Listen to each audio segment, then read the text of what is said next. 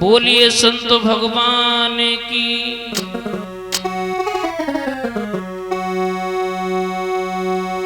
तो हे दीन बंधु दया निधि और हे प्रभु न्यायाधीश, तुम सदा सहायक दीन के सो तुम्हें नवाशीष। बोलिए गोविंद भगवान की।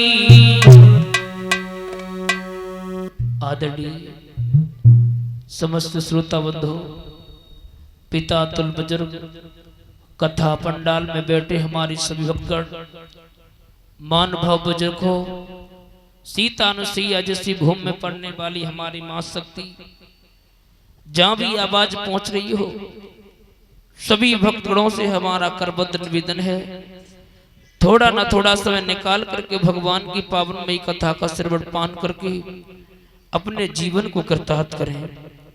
आए सर्वप्रथम प्रभु के चरणों में श्रद्धा के सुमन अर्पित करते हुए उसके आगे भगवान की पावनमयी कथा का श्रवण पान करेंगे।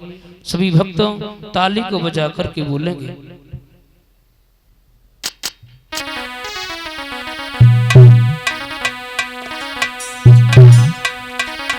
सभी भक्त ताली बजा करके बोलेंगे कि वृषभान की लली आदत की भली मेरी राधा,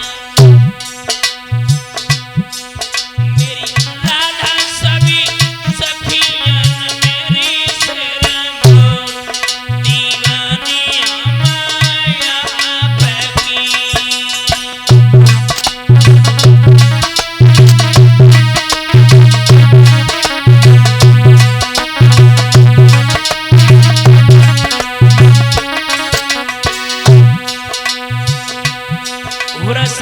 वान की लली आदत की भली मेरी राधा, मेरी राधा सभी सखियन मेरी शेरे मोर, दीवानी हम आपकी।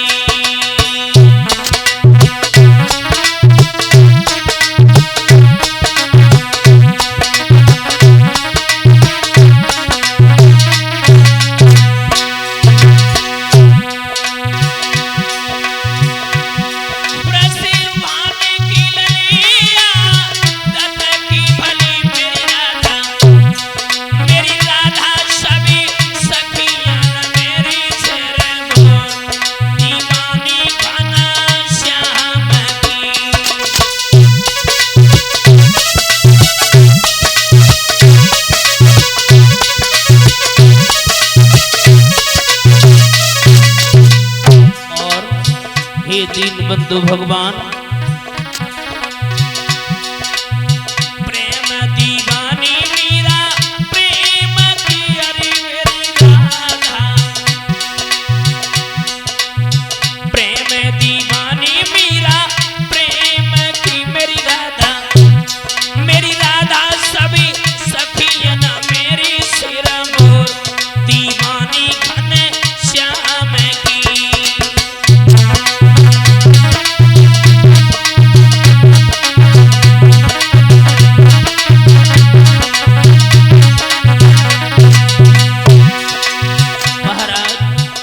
दीन बंधु भगवान बांके बिहारी तेरे संगा में मेरी राधा, बांके बिहारी तेरे संगा में मेरी राधा, मेरी राधा तेरी लीला है अपरंपार, दीवानी घन श्याम की।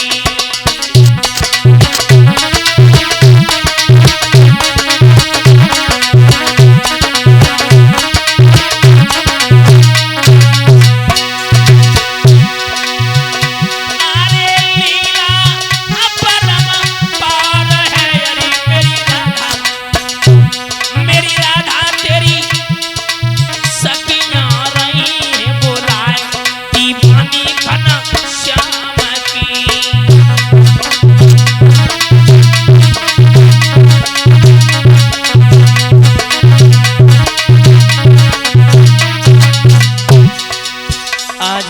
सखियां भी बुला रही हैं, हे दीन बंधु भगवान, हे प्यारी राधा, और समझाए के का गई है। अरे लाज रखो रे संकट हटो मेरी राधा, अरे लाज रखो संकट हरो मेरी राधा, मेरी राधा सभी सखियन मेरी सिर मोर दीवानी बना श्याम की।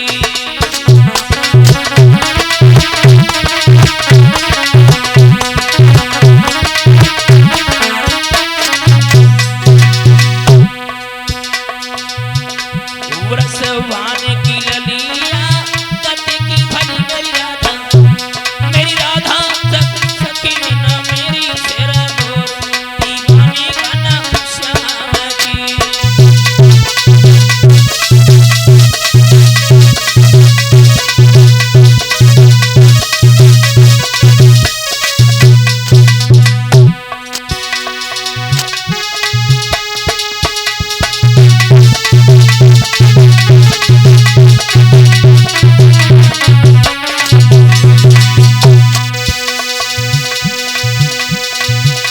मैंने दीन दयाल सुनी जब से,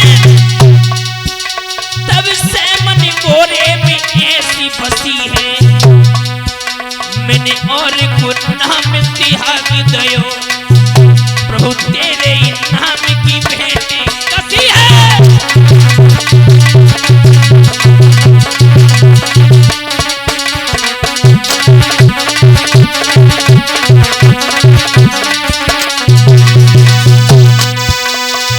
अरे तुम बिना तुझ साबो है, जैसे जल चाल में मीन फंसी है। अब धीर दसो ऐसी करो जमेला जी रहे, प्रभु तेरी हसीन हमारी हंसी है।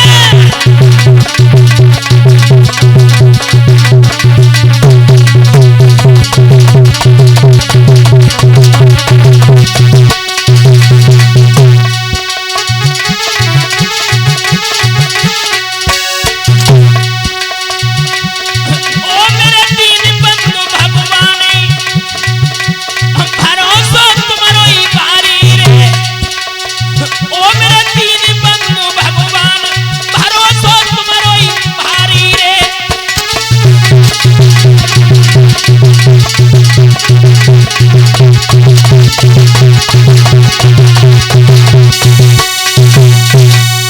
बोलिए गोविंद भगवान की, बोलिए श्रीमद् भागवत महापुराण की, बोलिए संत समाज की। कथा पंडाल में बैठे हमारे प्रिय रसिक जन, प्रातः श्री गुरुदेव पिता तुल बुजुर्ग, इस साउंड सर्विस की आवाज जहां भी पहुंच रही हो, सभी भक्तगणों से हमारा करवत निवेदन है कि थोड़ा ना थोड़ा समय निकाल करके भगवान की पावनमयी कथा का श्रवण पान करके अपने जीवन को कृतार्थ करें। जहां भी आवाज पहुंच रही हो, सभी भक्तगणों से हमारा करवत निवेदन है कि थोड़ा ना थोड़ा समय निकाल करके भगवान की पावनमयी कथा का श्रवण पान करके अपने जीवन को कृतार्थ करें। परीक्षित महाराज कहीं भी जाया जाता है तो जो लोग सच्चे हृदय से सच्चे भाव से जाते हैं उनका बेड़ा पार हो जाता है। एक विद्वान कहता है, एक विद्वान बड़ा सुंदर भाव लिखता है कि जिसके पास परीक्षित महाराज दौलत अधिक हो जाती है उसके पास अहंकार आ जाता है। किसी को तो भगवान इतना देता है और किसी को तो एक पल भी नहीं देता है।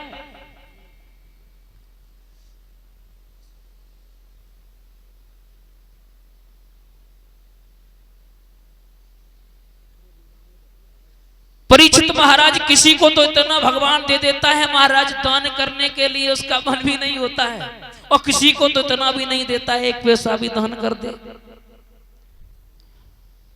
परीक्षित महाराज, गांव में लोग एक दूसरे का नाम चिढ़ाने के लिए व्यंग्य में कुछ अलग नाम रख देते हैं।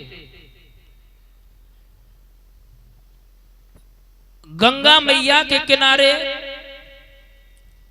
परीक्षित महाराज एक नगर पड़ता है, उस गांव में बहुत बड़ा कंजूस व्यक्ति रहता था। इतना बड़ा कंजूस था, उसने जीवन में दादा एक पैसा भी दान नहीं किया। इतना बड़ा कंजूस था, लेकिन लोगों ने उसका नाम व्यंग्य में दानचंद रख दिया, क्योंकि लोग अक्सर का देख लेते हैं अगर ये दान नहीं करता है तो दानचंद रख दिया। कंजूस का मतलब विपरीत, विलोम। परीक्षित महाराज उसका नाम दानचंद रख दिया। एक समय की बात है, महाराज गंगा जी का दशहरा का पर्व पड़ा। परीक्षित महाराज, दशहरा का पर्व पड़ा।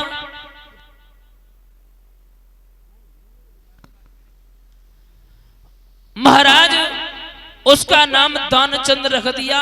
एक दिन दशहरा का पर्व पड़ा। दशहरा का पर्व पड़ा तो महाराज उनकी धर्मपत्नी ने कहा, स्वामी जी ऐसा करो, पर्व पड़ा है, गंगा जी स्नान करे आओ। मेरे श्रोताओं, जैसी इतनी शब्द सुने एकदम से जवाब दिया, ना ना ना ना, हम अगर गंगा जी पर जाएंगे तो रास्ते में टेम्पू मिलेगा, तो टेम्पू में बैठना पड़ेगा, और जब टेम्पू में बैठना पड़ेगा तो किराया भी देना पड़ेगा। बहुत बड़ा कंजूस रहे, बहुत बड़ा।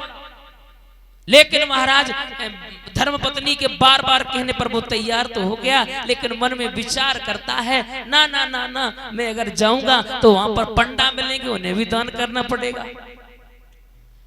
परीक्षित महाराज बहुत बड़ा कंजूस था। धर्मपत्नी के बार बार कहने से वो चल तो दिया। 15 किलोमीटर गंगा जी पर पैदल ही चला गया। देखो कितना बड़ा कंजूस, चला गया। जितने घाट थे सारे घाट छोड़ दिए और शमशान घाट पर पहुंच गया। कहां पहुंचा? मुर्दा घाट पर। और महाराज जब हम और आप कहीं जगह सीट खाली करते हैं तभी तो मुर्दा घाट भरता है, ना तो खाली पड़ा रहता है। सोचा वहां खाली होंगे, वहां पर पंडा का दान भी नहीं करना पड़ेगा, वहां पर सब कुछ काम हो जाएगा। मुर्दा घाट पहुंचा। मुर्दा घाट पहुंचने के बाद मेरे श्रोताओं हुआ क्या? जैसे ही मुर्दा घाट पहुंचा वहां देखा क्या? वस्त्रों को उतार दिया। वस्त्रों को उतार करके महाराज गंगा जी में जैसे प्रवेश किया, भगवान ने एक पंडा का रूप धारण करके सामने प्रकट हो गए। बोले, भक्त आज हम तुझे छकाते हैं, चले। जैसे ही वो बाहर निकल के आया और सोई पंडा महाराज कहे, जय हो गंगे मैया की। पंडा बोला, कहे बाबा जी हमें जा बता, तुमने ये मुर्दा घाट भी नहीं छोड़ा।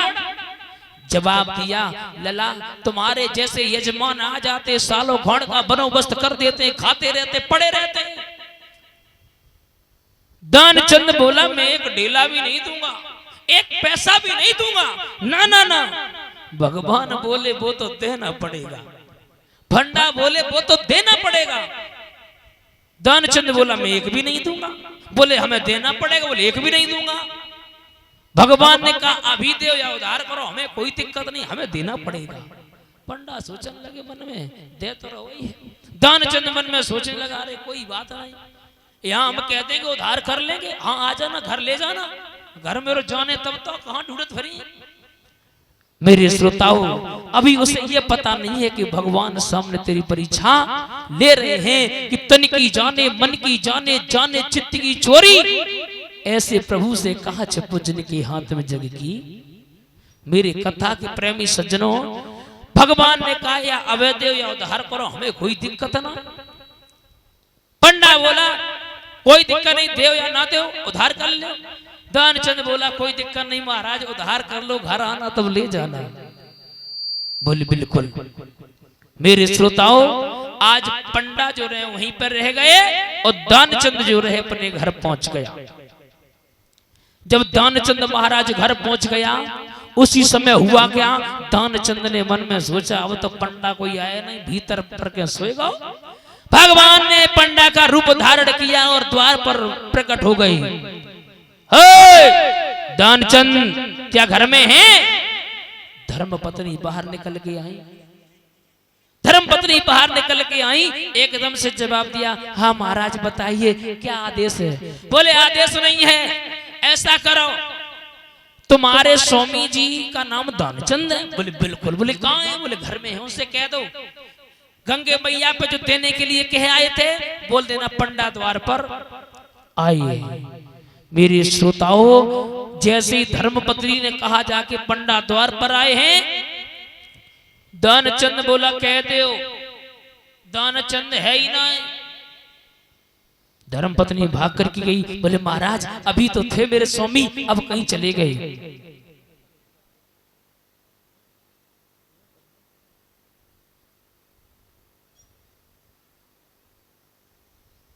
मेरे श्रोताओं, जब इतनी शब्द सुने, एकदम से पत्नी बोली महाराज दानचंद अभी तो थे लेकिन कुछ देर पहले चले गए। भगवान बोले दानचंद है नहीं हो, हम यहाँ से बिना ले चले जाएं? ना ना ना ना, बिल्कुल नहीं, बिल्कुल नहीं, हम यहीं पड़े रहेंगे। पत्नी भाग के गई। स्वामी जी वो तो कहते हम यहीं पड़े रहेंगे। बोले कह दो दानचंद बीमार है। धर्मपत्नी भाग के आई। बोले महाराज स्वामी जी हमारे बीमार है।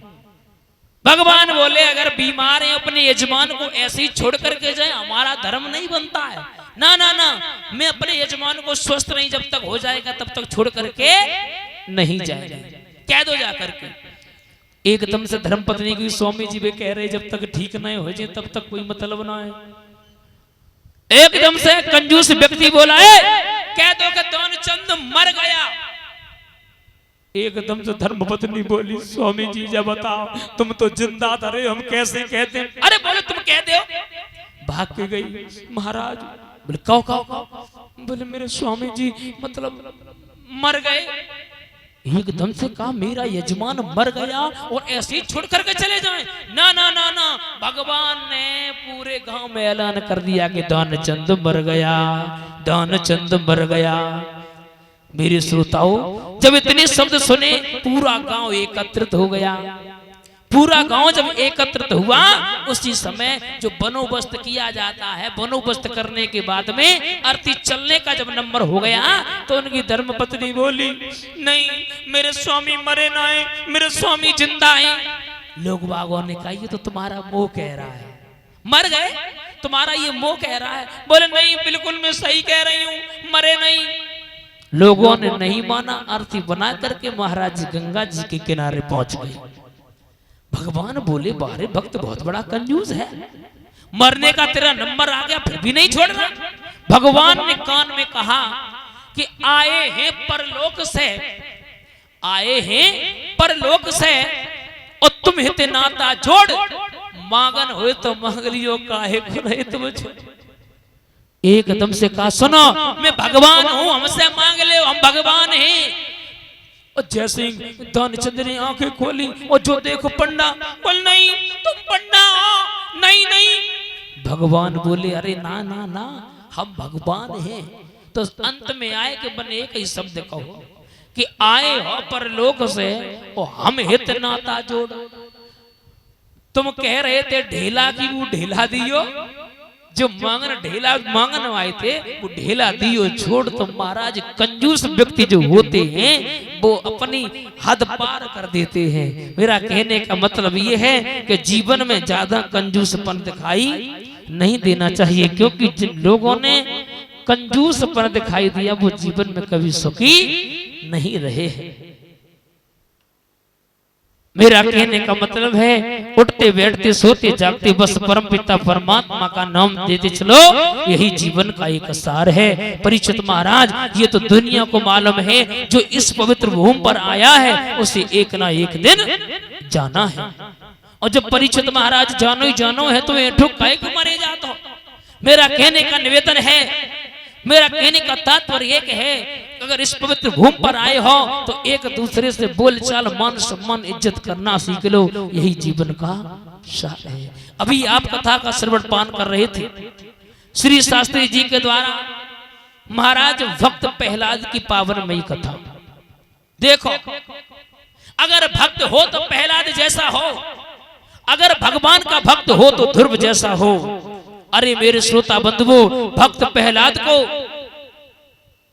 कौन झाड़ियों में फेंकवाया, समुद्र में फेंकवाया, खाइयों में फेंकवाया, यहां तक कि सर्पों पर लिटवाया, लेकिन उसका बाल बांका नहीं कर सके। क्योंकि एक विद्वान कहता है कि जाको राखे साइया मार सके नहीं कोई, बाल न बांको कर सके चाहे जगो बैरी हो। मेरा कहने का मतलब है, जो व्यक्ति भगवान का गुणगान गात करता है उनका बेड़ा पार हो जाता है। आए महाराज, अभी आप महाराज बड़ी सुंदर पावनमयी कथा राक्षस वंश की सुन रहे थे। अब हम आपको लेकर के चल रहे हैं। महाराज हिरण्यकश्यपु के हुए हैं प्रहलाद, प्रहलाद के हुए हैं बहरोचन, और बहरोचन के महाराज हुए हैं बलि। ये तो परीक्षित महाराज राक्षसों के वंश की कथा रही। अब हम आपको सूर्यवंश की ओर लेकर के चल रहे हैं। सूर्यवंश में कई एक प्रतापी राजा हुए हैं, विश्वान, सूर्य, और राजा हुए जैसे कि अनबर, त्रिवंदन, प्रदसु, और महाराज सत्यव्रत, और सत्यव्रत के हुए हैं महाराज हरिश्चंद्र। सत्यव्रत का एक नाम और था, क्या नाम था? त्रिशंकु। माफ करना, दानवीर राजा हरिश्चंद्र कैसे राजा थे,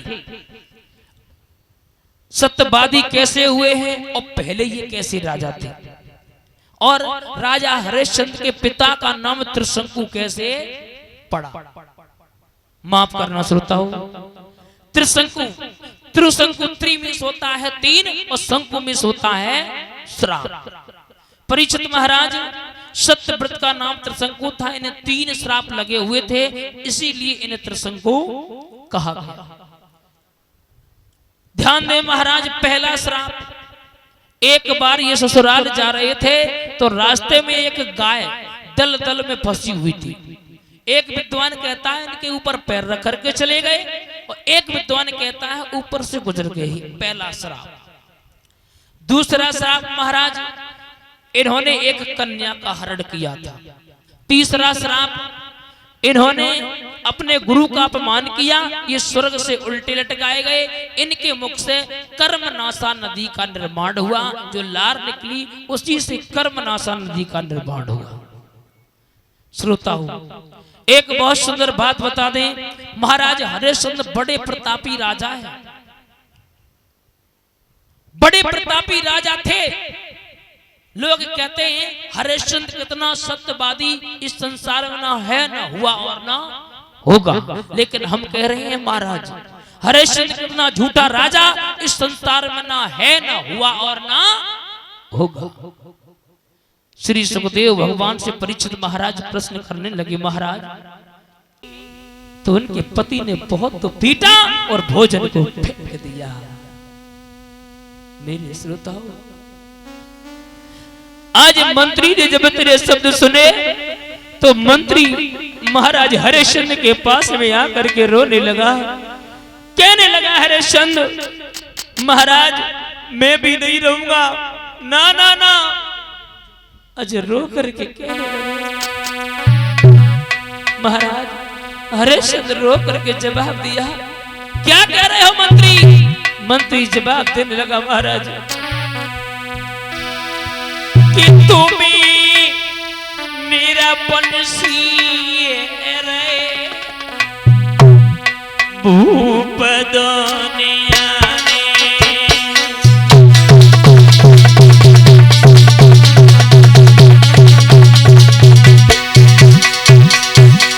महाराज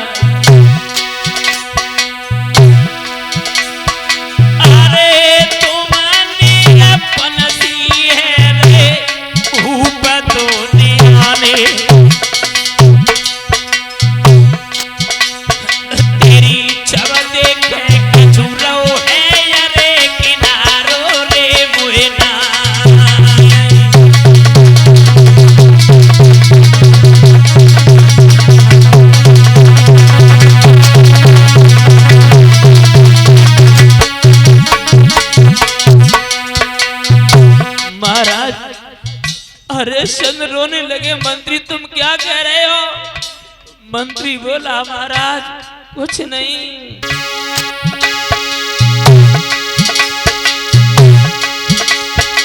अरे हम नहीं रहे राजा तेरी नगरिया में।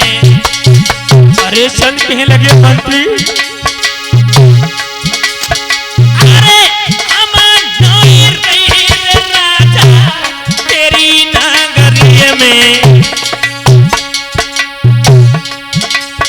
कोई भोरई सूरज देखी रे अंत करे रे विश्राम।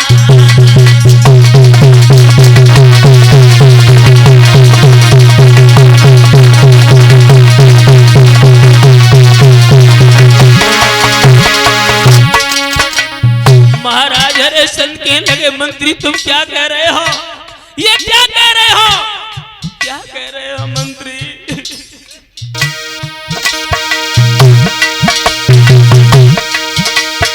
अरे अब की कहिए मेरे मंत्री फिर मत कहियो मंत्री। अरे अब की कहिए मेरे मंत्री फिर मत कहियो।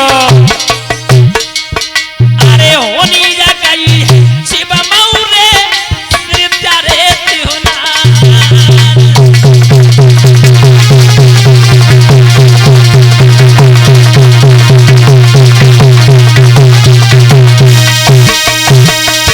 महाराज जवाब दिया। हरिश्चंद्र कहने लगे माली अब कही सो कही अब मत कहियो। माली एकदम से मंत्री कहने लगा महाराज अब मैं भी नहीं रहूंगा। बोले कारण क्या है? मेरे श्रोताओं जब कारण पूछा तो एकदम से जवाब दिया। मैंने उसको खाने के लिए जब कहा ना तो वो कहने लगी इनके कोई संतान नहीं है। मेरे श्रोताओं संतान की जब बात सुनी हरिश्चंद्र रोने लगे।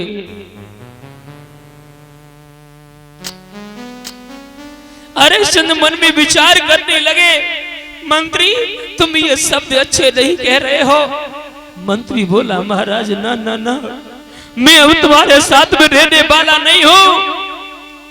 मेरे श्रोता हो हरिश्चंद्र मन में विचार करने लगे। विचार करके कहते हैं दीन बंधु भगवान अब सारी प्रजा के लोग मेरी बुराइयां करने लगे। बिल्कुल नहीं अब मैं बिल्कुल नहीं रहूंगा। मेरे पीछे सारी प्रजा दुखी है कि जासुराज तजु प्रजा दुखारी बोन पुनरकी अवश्य अधिकारी। बोन पुनरक अवश्य अधिकारी। मन में विचार किया एक राजा के पीछे पूरी प्रजा दुखी है। मन में विचार किया ना ना ना मेरे श्रोताओं इसे महाराज हरिश्चंद्र चल देते हैं।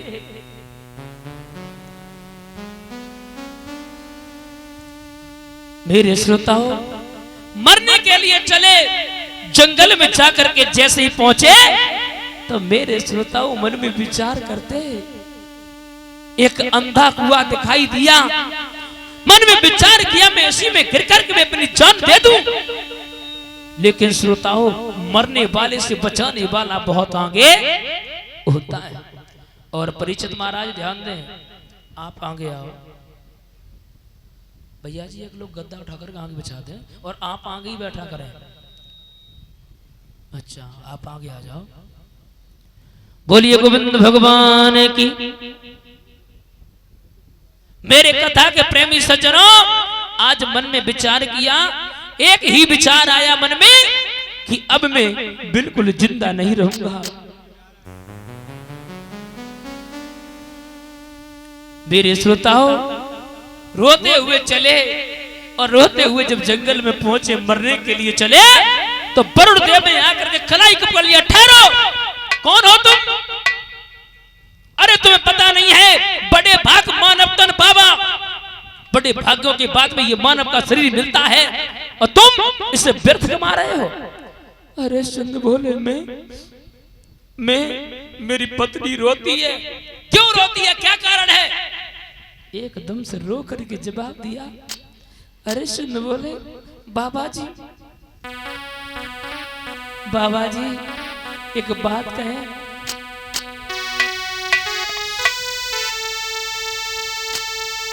कि इतने दिन तक हो न संतान भाई, दुनिया सब हंसी उड़ाती है, लोग हमें निबल बतलाते या दुखिया बाज कहाती है।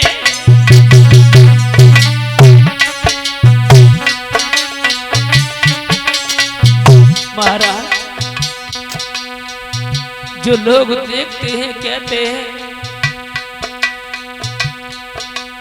ये निर्बंसिया आ रहा है, पत्नी को देखते कहते पहुंच आ रही है।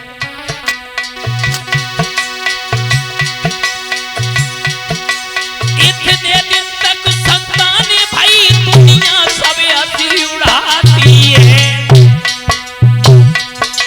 लोग हमें निबल बतलाते या दुखिया बाज कहाती है।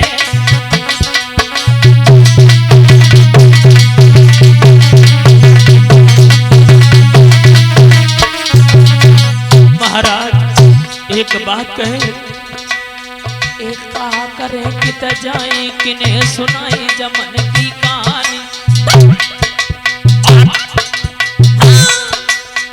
इतने सुनने नन में आए वो पानी।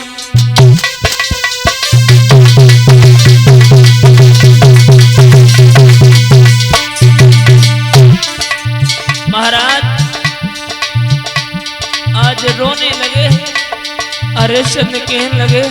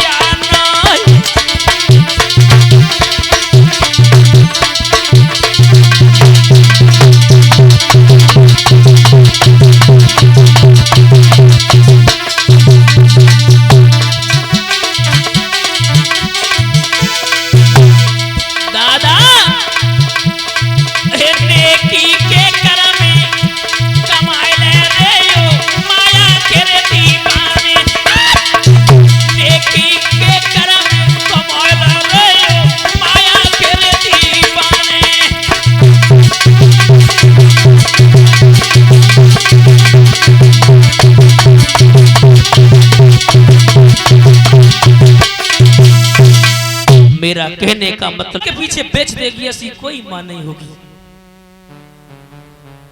महाराज पुत्र रोहितास गलियों गलियों में आवाज लगा रहा है, अरे कोई है अपनी संतान को बेच ले और ढेर सारी दौलत ले ले। महाराज गुरु विश्वामित्र के बहनोई जिनका नाम है अजिगत ब्राह्मण, अजिगत ब्राह्मण के पास इतनी गरीबी है, महाराज आम के पत्तों को खा खा करके अपना जीवन यापन कर रहे थे। परीक्षित महाराज गरीबी क्या होती है, नास्ति दरिद्रम बद दुखम, गरीबी से बढ़कर के परीक्षित महाराज कोई बड़ा दुख नहीं होता है। गरीबी क्या होती है, गरीबी का दर्द क्या होता है, उन गरीबों को पूछो जो गरीबी की गलियों से गुजरते हुए आए कि गरीबी में कितने बड़े बड़े कांटे होते हैं। उन गरीबों को पूछो। मेरे कथा के प्रेमी सज्जनों, एक बात बता दें, गरीबी, अरे भैया एक विद्वान कहता है गरीबी क्या होती है। दुनिया में गरीबों को कोई सम्मान नहीं मिलता कि दुनिया में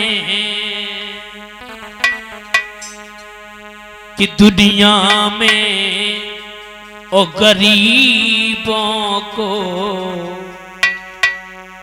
ओ सम्मान नहीं मिलता।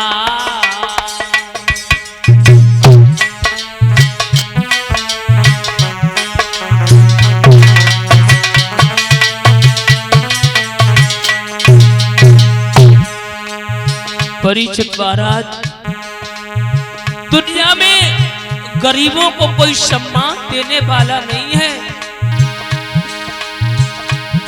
दुनिया में गरीबों को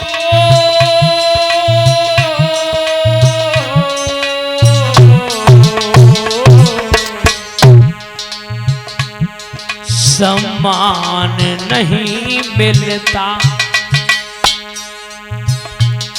रोते हैं तो हंसने का, रोते हैं तो हंसने का पैगाम नहीं मिलता।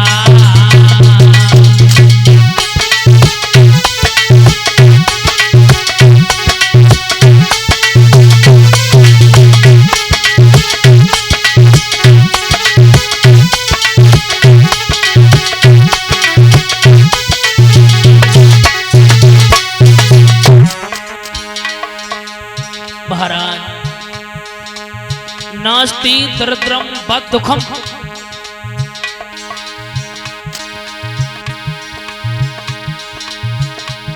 निर्धन कोई मर जाए,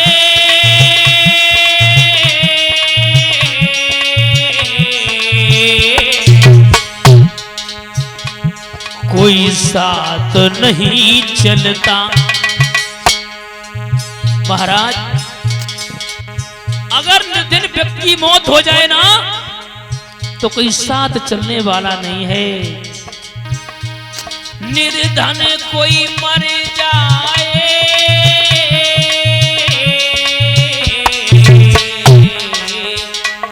कोई साथ नहीं चलता। धन पानी अगर मरता तो सोरे बहुत मचता।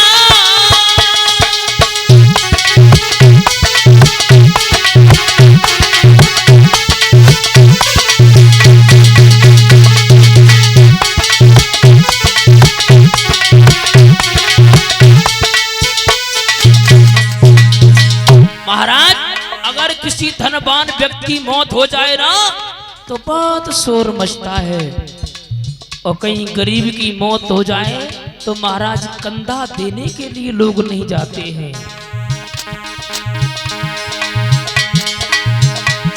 बलवानों का बाका पाल नहीं, कमजोरी सदा ही सताए गए। टेढ़े वृक्ष पे ना कोई नजर करे, बकरा बल देवी चढ़ाए गए, बकरा बलि।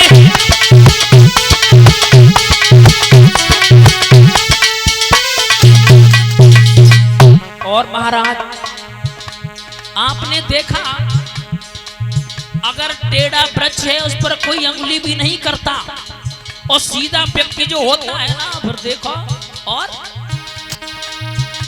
शेरों को ना कोई पकड़ सके,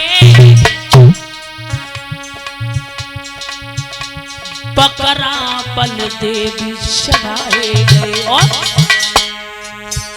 सर्पों पे ना कोई नजर करे,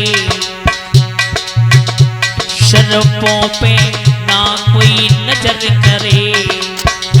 गेचा कटिया में फटाए गए, गेचा कटिया में।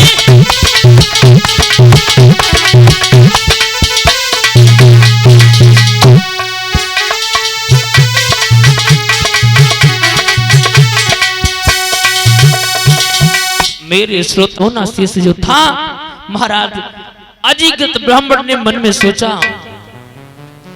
मेरे पास बहुत गरीबी है, मेरे पास 3 पुत्र हैं, एक पुत्र को मैं बेच दूंगा मेरी गरीबी दूर हो जाएगी।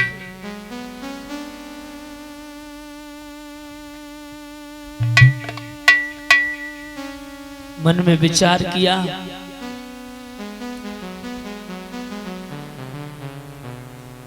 महाराज अजिगत ब्राह्मण ने बुला लिया, पुत्र रोहितास से कहा मैं अपने बालक को एक को बेच दूंगा।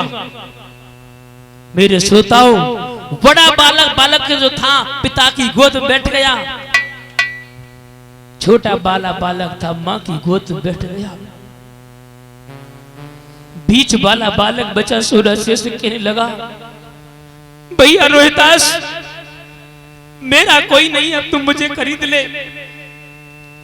मेरे श्रोताओं पैसे को दे दिया, पैसे को देने के बाद मेरे श्रोताओं उसी समय हुआ क्या, सोना शेष ने अपनी मैया के चरणों में प्रणाम किया।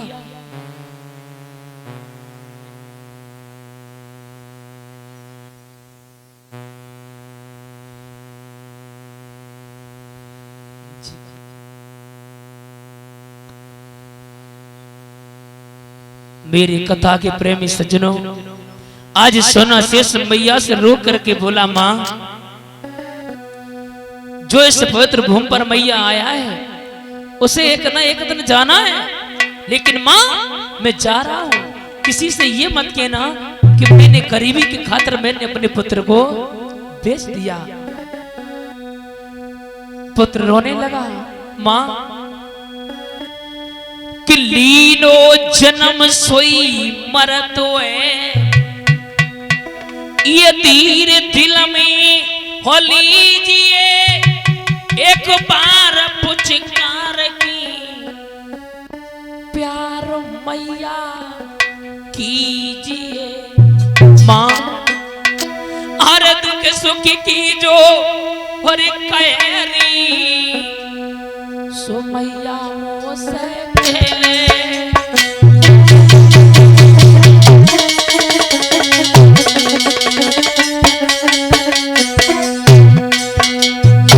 मां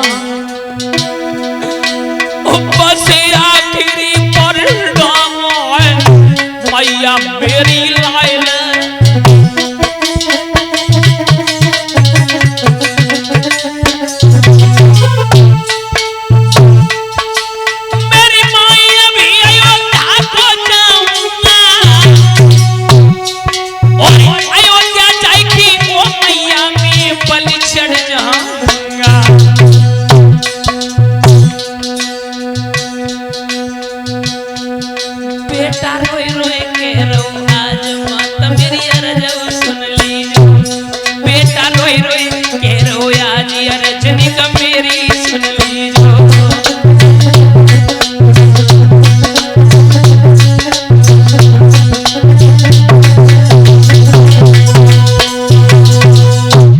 श्रोताओं आज पुत्र को लेकर के महाराज आगे की ओर बढ़ते जा रहे हैं। धीरे धीरे समय व्यतीत होने के बाद में मेरे कथा के प्रेमी सज्जनों मन में विचार किया, आगे की ओर जैसी बढ़े आगे क्या देखा, हरिश्चंद्र ने तलवार हाथ में ले ली, पुत्र रोहितास ने कहा लो और बलि चढ़ा दो। मेरे श्रोताओं धन्य है हरिश्चंद्र मन में विचार करने लगे, हे प्रभु ये कैसी लीला है, मैं अपने पुत्र के प्राणों को बचाने के काबिल और मैं दूसरे के प्राण ले रहा हूं। मन में विचार तो करते हैं, लेकिन एक बात भी याद आती है। कहते हैं दीन बंधु भगवान क्या करें। सोना शेष कहने लगा, महाराज अब जल्दी बलि चढ़ाओ, नहीं तो किसी ने अगर मुझे बलि चढ़ाते हुए देख लिया ना, तो मुझे असली नहीं कतली राजा सब कोई कहेगा। मेरे श्रोताओं, उसी समय बलि चढ़ाने के लिए जैसे ही बढ़े, तो उसी समय विश्वामित्र ने कलाई को पकड़ लिया। ठहरो, एक बात बताओ, स्वार्थ लाग करी सब प्रीति, तुम अपने बेटे के प्राणों को बचाने के लिए दूसरे के प्राण ले रहे हो? ना ना ना ना ना, आज प्रण करो कि कभी तुम झूठ नहीं बोलोगे। मेरे श्रोता बंधुओं, प्रण किया। हरिश्चंद्र कहने लगे, मैं आज से कभी झूठ नहीं बोलूंगा, नहीं बोलूंगा और नहीं बोलूंगा। मेरे प्रिय भक्तों, आज उनका जो जलोदर रोग था वो ठीक हो गया। मेरे श्रोताओं, उसी समय भगवान कन्हैया का, भगवान का ध्यान किया और आज से कभी झूठ नहीं बोलूंगा। मेरे श्रोताओं, महाराज हरिश्चंद्र यहीं से सत्यवादी हुए। एक छोटा सा भजन बोलेंगे सब लोग। एक बार सभा में गुरु विश्वामित्र, शुक्राचार्य, कई एक ऋषि बैठे हुए थे।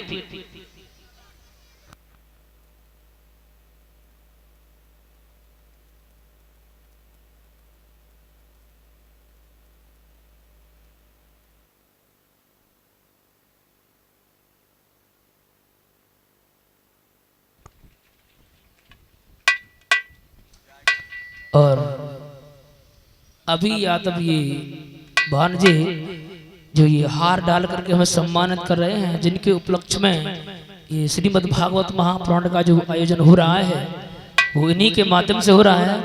ये हार डाल करके हमें सम्मानित कर रहे हैं और हम परम पिता परमात्मा से ये निवेदन करना चाहूंगा कि अभी यादव का हाथ हमेशा धर्म के प्रति बढ़ता रहे।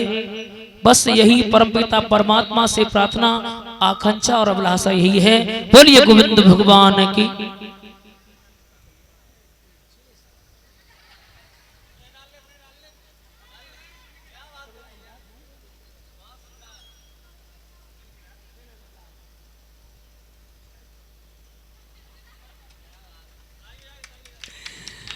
बोलिए गोविंद भगवान की।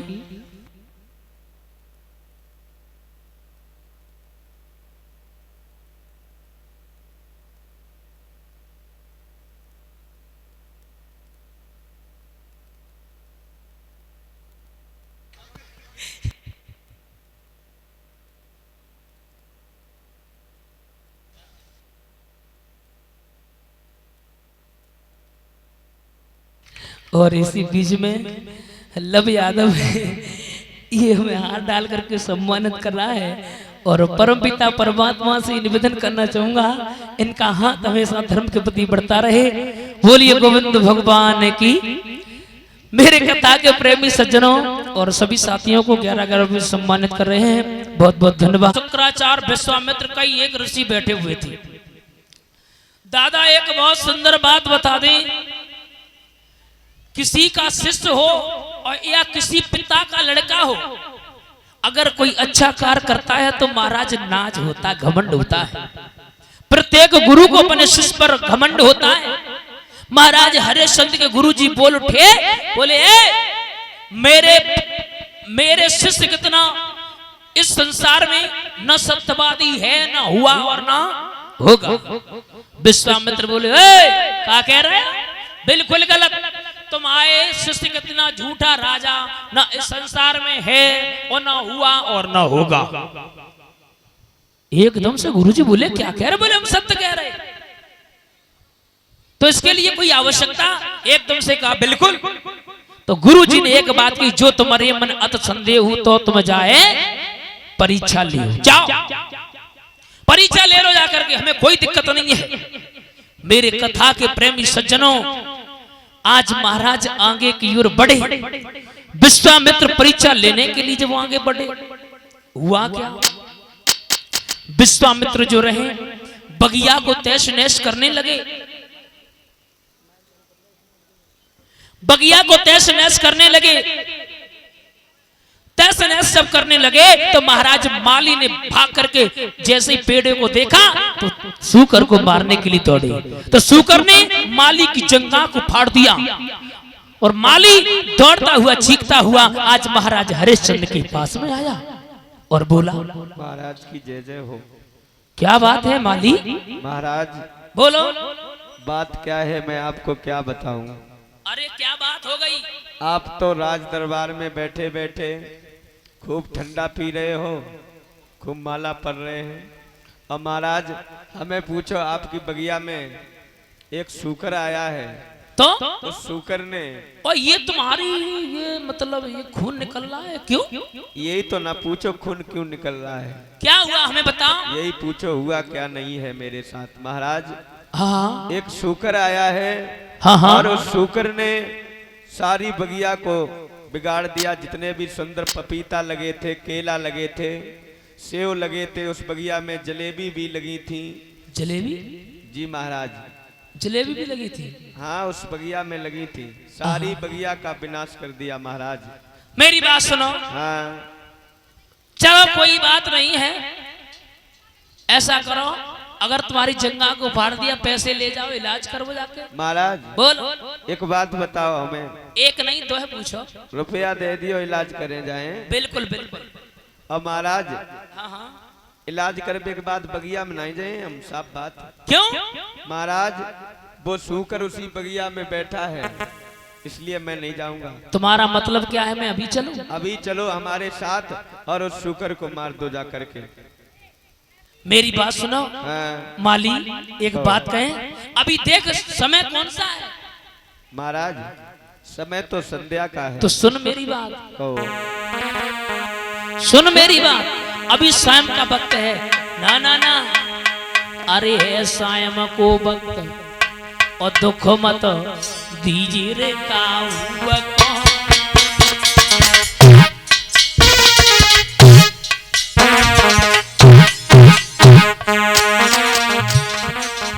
माली अरे है सायम को वक्त दुख मत दीजिए रे काहुआ को। माली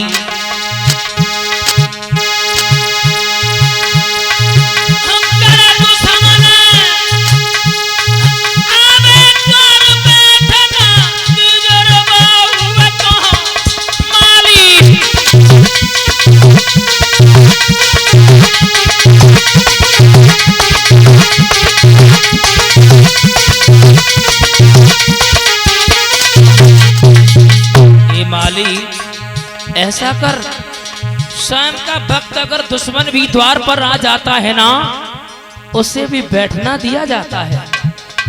और मेरी बात सुन माली, अरे सवेरे हम माया बेंगे,